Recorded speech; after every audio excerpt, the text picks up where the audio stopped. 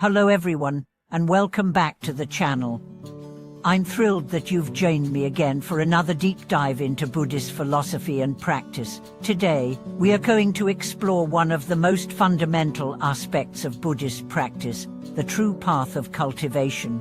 But this isn't just about rituals, postures, or mantras. We are going to discuss the essence of what it truly means to practice Buddhism, and more importantly, how we can cultivate the heart in a way that transforms our lives. This isn't a theoretical discussion, it's a practical guide to how you can begin integrating Buddhist principles into your daily life, starting with the very core of practice, the heart. So, what is the true path of Buddhist practice? Many people begin their journey with the goal of achieving peace of mind, gaining wisdom, or finding inner strength. But the path itself is much more than a goal, it's a process of unfolding, of becoming. Buddhism teaches us that true cultivation starts from within, and it begins with our heart. When we talk about cultivating the heart in Buddhism, what do we mean? The heart in this context isn't just the physical organ, it's the spiritual heart, the center of our being, our true nature. It's the seat of compassion, wisdom, and mindfulness.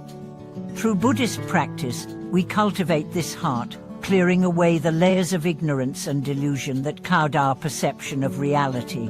This process allows us to see the world as it truly is, free from the distortions of our attachments, fears, and biases. One of the central teachings in Buddhism is that all suffering rises from attachment.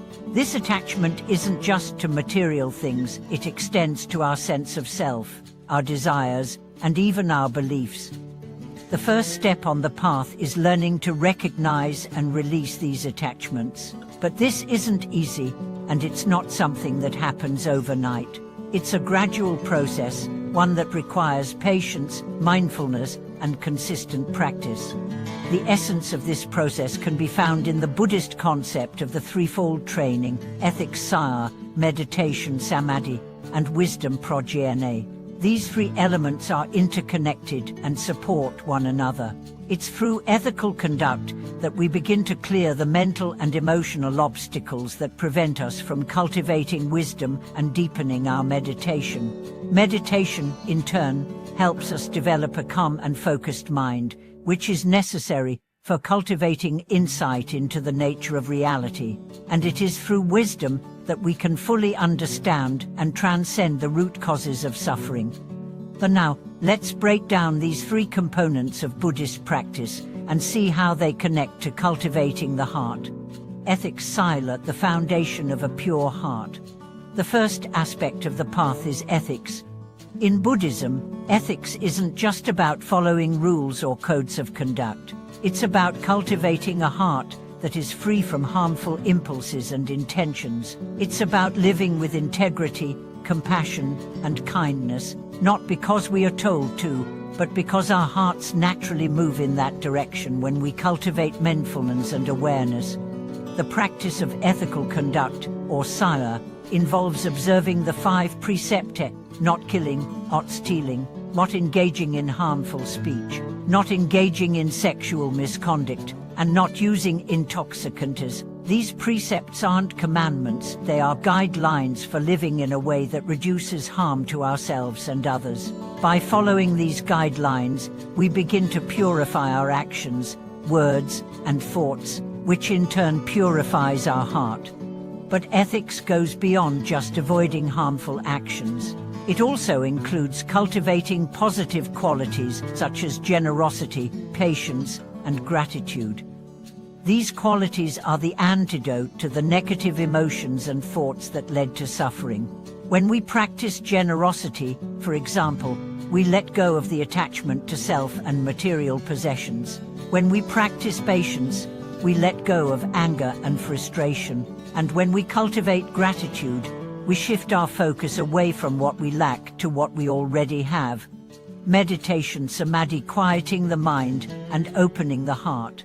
The second component of the path is meditation, or samadhi. Meditation is often thought of as a practice for calming the mind and finding inner peace. But in Buddhism, meditation is much more than that. It is the means by which we cultivate awareness, insight, and direct experience of the nature of reality. Through meditation, we learn to observe our thoughts, feelings, and sensations without attachment or judgment. This is a key part of cultivating the heart, because it allows us to see the habitual patterns of our mind that keep us trapped in suffering. When we practice mindfulness meditation, we begin to notice the ways in which our thoughts arise and pass away. We see that our thoughts and emotions are not permanent, they are fleeting. This insight is transformative because it helps us loosen our grip on the things that we cling to, and it allows us to experience life more fully, in the present moment. But meditation isn't just about observing the mind, it's about training the mind to be present, focused, and aware. It's about creating the mental conditions for wisdom to rise. When we meditate regularly, we begin to see through the illusions of the ego and the self, and we experience moments of deep stillness and clarity. These moments of insight help us understand the nature of our own suffering and the way out of it. Wisdom prajna, understanding the nature of reality. The final component of the path is wisdom, or prajna. Wisdom, in the Buddhist sense, is not intellectual knowledge or information, it is direct, experiential understanding of the nature of reality. It is the ability to see things as they truly are, without the distortion of our attachments, beliefs, and preconceptions. Through the practice of ethics and meditation, we begin to develop the wisdom that allows us to see through the illusions of the self and the world. This wisdom is not something we acquire through reading books or studying teachings. It arises naturally through direct experience. As we cultivate mindfulness and awareness, we begin to see that everything is impermanent, interconnected, and without a fixed, independent self. This insight into the nature of reality is liberating because it frees us from the suffering that arises from attachment to things, people, and even our own identity. Wisdom, then, is the key to truly understanding and transcending suffering. It allows us to let go of our attachments and to embrace the flow of life with equanimity and peace. It is the wisdom that leads us to the realization of emptiness, or the understanding that all things are interdependent and lack inherent existence. This understanding is the heart of Buddhist practice and the source of true freedom, the true path of cultivating the heart. So, what is the true path of Buddhist practice?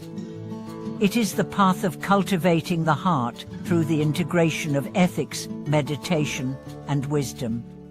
It is a path that begins with a commitment to living a life of integrity and compassion, and it leads to a deep understanding of the nature of reality. It is a path that requires consistent effort, patience, and mindfulness, but it is also a path that brings peace, clarity, and liberation.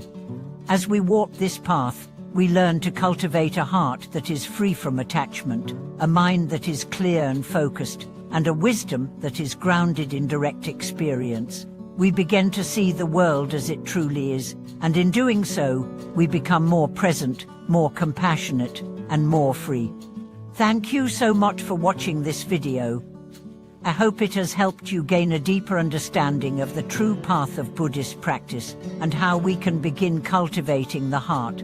If you have any thoughts or questions, I'd love to hear from you in the comments below. And as always, if you enjoyed this video, don't forget to subscribe, like, and share with your friends. May you find peace and clarity on your journey, and may your heart continue to open.